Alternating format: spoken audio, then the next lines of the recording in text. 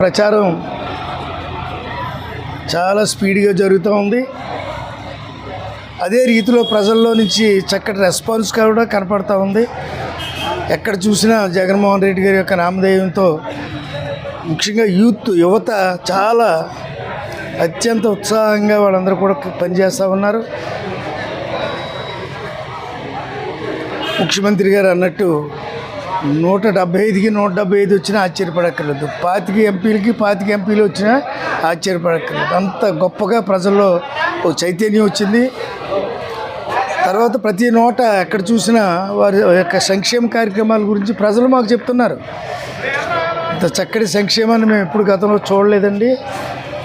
అలాంటి మహానుభావుడు ఇంత గొప్ప కార్యక్రమాలు చేపట్టినప్పుడు తప్పకుండా మేము వారికే ఓటేస్తామండి. జగన్మోహన్ రెడ్డి గారిని మరలా ముఖ్యమంత్రిగా చేయడమే మా లక్ష్యంగా మేము పెట్టుకుని ముందుకు పనిచేస్తామన్నటువంటి మాట ఏ నోట విన్నా అదే మాట. గ్రామాల్లో సుమారు ఈవేళ 60 గ్రామాల్లో ఏకదాటిని ఒకేసారి ఉదయం 8 గంటలు 7:30కి నేను కూడా ఇప్పటికీ 2 గ్రామాలు వెళ్ళి నేను కూడా వచ్చాను ఇక్కడికి 3వ కార్యక్రమానికి. అది ఎక్కడ చూసినా ప్రజల్లో ఒక పాజిటివ్ రెస్పాన్స్ కనపడుతూ ఉంది, చైతన్యం కనపడుతూ ఉంది. మా కార్యకర్తలు కూడా చాలా అత్యంత ఉత్సాహంగా పనిచేస్తూ ఉన్నారు.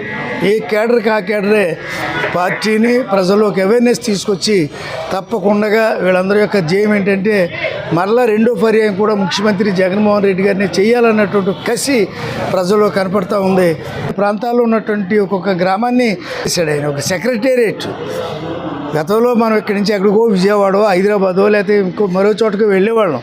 కానీ ఈ పొద్దు ఏ గ్రామానికి ఆ గ్రామం ఒక పరిపాలనా కేంద్రంగా తయారైపోయింది. ఆ కేంద్రం దగ్గరికి వెళ్తుంటే ఆ సచివాలయం దగ్గరికి వెళ్తుంటే సమస్త సౌకర్యాలు తన అవసరతలు తీర్చుకోగలిగినటువంటి గొప్ప పాలనని గ్రామాల దగ్గరికి తీసుకొచ్చాడు జగన్మోహన్ రెడ్డి గారని ప్రజలు చెప్తున్నారు ఈ మాట. అదే తప్పకుండా జగన్మోహన్ రెడ్డి గారు మరలా ముఖ్యమంత్రి కాబోతూ ఉన్నారు. ఇది ఒక సంక్షేమ రాజ్యంగా దీన్ని తయారు చేయబోతూ ఉన్నారు. అందులో మేము కూడా ఒక అభ్యర్థులుగా మేము కూడా కష్టపడుతున్నాం. ప్రజలందరూ మాతో కలిసి తిరుగుతూ ఉన్నారు, కష్టపడుతూ ఉన్నారు. ముఖ్యంగా మా పార్టీ కేడర్ అంతా కూడా ఒక చైతన్యవంతంగా పనిచేస్తున్నటువంటి తీరు నేను చూస్తున్నప్పుడు నాకు ఎంతో ఆనందం కలుగుతుంది, గర్వపడుతూ ఉన్నాను. ప్రతి ఇంట సంక్షేమం ఉన్నప్పుడు ఆ ఇంట్లో ఉన్నటువంటి 5-10 మంది కూర్చొని మాట్లాడుకుంటుంటే అమ్మఒడి చూస్తున్నారు, చేయూత చూస్తున్నారు.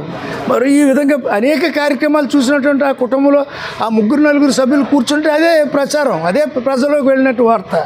ఈ విధంగా ప్రతి కుటుంబంలోనూ కూడా ఆ సంక్షేమం అనేది ప్రతి కుటుంబంలో ఉన్నటువంటి ఆ సభ్యులందరూ ప్రతిరోజు చర్చించుకుంటున్నారు. ఎవరైనా తటస్థంగా ఉన్నవాళ్ళు కూడా అయ్యి బాబు నాకు ఇంత అభివృద్ధి నాకు అందిన తర్వాత నేను వారికి ఓటేయకుండా ఉంటే పాపం కదా అని.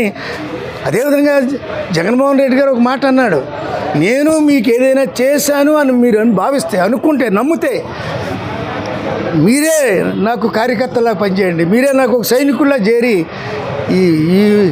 ఈ ఎన్నికల్లో మీరు పాల్గొండి, పార్టిసిపేట్ చేయండి. ఇంకా మెరుగైనటువంటి కార్యక్రమాలు చేసుకోవడానికి మరలా మన ప్రభుత్వాన్ని మనం సాధించుకుందాం అన్నటువంటి మాట ప్రజలు చెప్తున్నారు. ఆయన మాటకి రెస్పాన్స్గా జత ప్రజల్లో ఒక చక్కటి అవగాహన వచ్చింది, కార్యకర్తలు ఐక్యత వచ్చింది.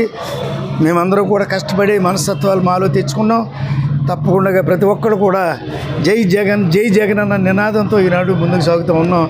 ముఖ్యంగా ఇది రాజోలు నియోజకవర్గంలో కూడా ఈ ప్రజలందరూ కూడా జగన్మోహన్ రెడ్డి గారికి ఈవేళ తప్పకుండా ఈ ట్రిప్ మనం గెలిపించి తీరాలన్న ఒక కసి అయితే ఇక్కడ ప్రజల్లో ఉందండి. ఎందుకంటే గత 2 సార్లు కొంత ఇబ్బంది పడ్డాం. ఈవేళ ఎవరికి వాళ్ళే ఎవరు ఎంత త్యాగం చేయాలో అంత త్యాగం చేయడానికి సిద్ధంగా ఉన్నారన్నటువంటి మాట ఆయన గెలిపించాలని ఆ తపన అన్నటువంటి మాటగా ఈ సందర్భంగా మనం చేస్తూ మీ అందరి దగ్గర సెలవు తీసుకుంటాం.